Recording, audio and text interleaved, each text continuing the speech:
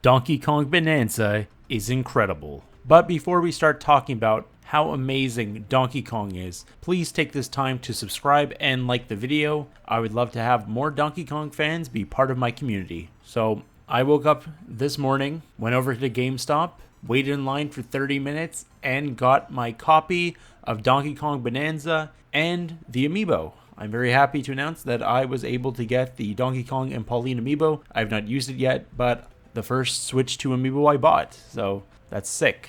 I rushed home, put in the cartridge, and I've got to say, guys, the game is phenomenal. It is exactly what I wanted.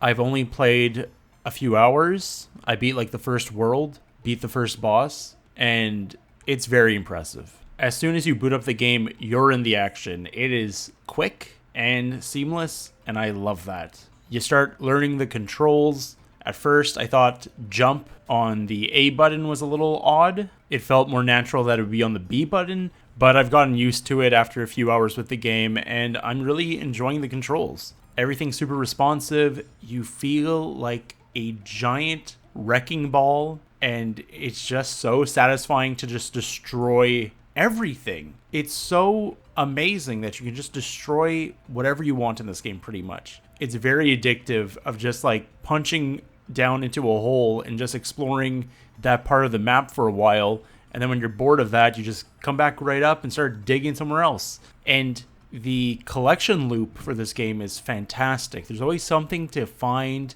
and get. You're either getting gold or fossils or banana chip coins, and it's very fun just to collect things again in a video game. Mario Odyssey was a great return to the collectathon genre for the Switch, but I really think this new Donkey Kong game is like the evolution of what we loved from like rare platformers back in the day. I'm like having so much fun with this game. It really reminds me of like Banjo-Kazooie or DK64, but they really like streamlined stuff, made it super interactive. I'm really enjoying that the levels are more curated as well. It feels more like, okay, this isn't like an open world video game. There are levels, but in those levels, there's a lot to explore. There's a lot to find, so it doesn't feel so overwhelming like Tears of the Kingdom might feel. It definitely feels more like Odyssey, and I really appreciate that. So in my previous video, I mentioned that I wasn't very fond of the skill tree, and I'm going to take that back. I think having the skill tree is a good idea because they're great rewards for collecting bananas. So instead of forcing you to collect a certain amount of bananas to like unlock the next level, I feel like you can just play through the levels as much as you want and then just move on. But if you want to make Donkey Kong stronger, you're going to go out of your way to find these bananas. So I think it's a great reward for those who want to spend the time to collect stuff. But if you really want to just speed run through the game, I think you can just like run through it, not collect a single banana maybe. I'm not completely sure about that. I'll have to see if there are roadblocks later on in the game. But for now,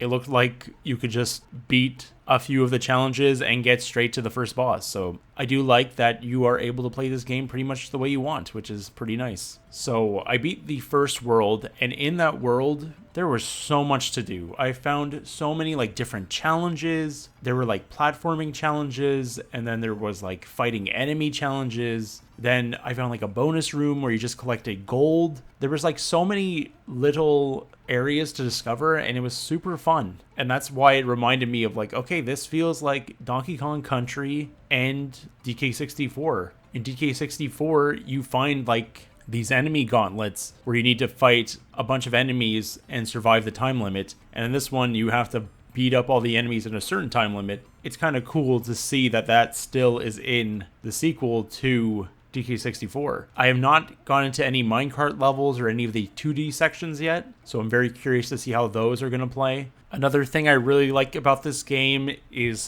Donkey Kong is able to like sense when items are near him if you like slam down on the ground. I feel like this is a great way to like keep you moving, because it would get pretty annoying if you're like digging and not finding anything. But being allowed to like decide if you want to use this power to help you out is just awesome game design. It helps me, someone who doesn't have much time to play a video game for extended periods anymore. So that really keeps the pace moving. The game has not felt boring in the slightest yet, and I hope it's able to maintain this pace throughout however long this title is. I hope this game has a long runtime because I don't want it to end. It's just that good.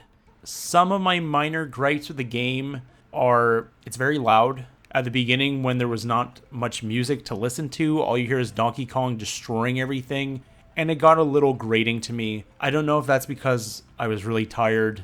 I woke up early to go get Donkey Kong, so you know when you get a new video game and you're excited to play, but then you put it in, you're like, oh, I'm exhausted. So you just play a bit. Well, that's what happened, sadly. So I don't know if that's a legit critique or if I was just very cranky. But I also did not like the music choice for the beginning section of the game, right after you run into the villains of the title. The music there was kind of like off-putting a bit, but as soon as I got to like the proper World 1, the music was fantastic. I loved it. So I'm very excited to see the rest of the soundtrack.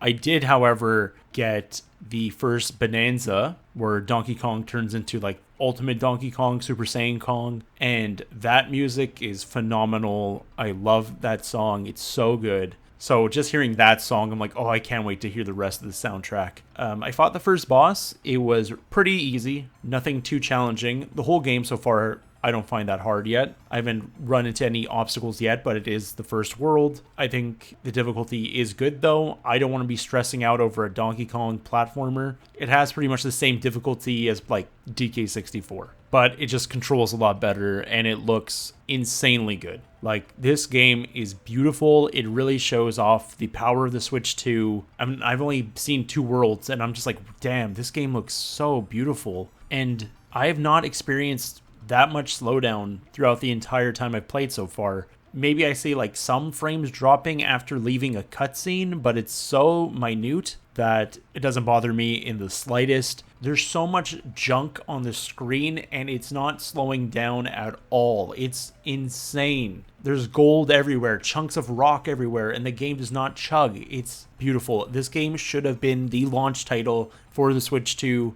It would have shown everyone what the Switch 2 was capable of. This game is already fantastic. I'm so excited to just go back and play it some more. So if you are on the fence for this game, I think you should try it out. Spend the money. I know it's a lot, but it's worth it. I think this game is 100% worth it, and I've only played 3 hours. But let me know what you think of Donkey Kong Bananza in the comments below. Are you buying this game, and are you enjoying it for those who bought it? I have very high expectations for this game after playing it for a bit.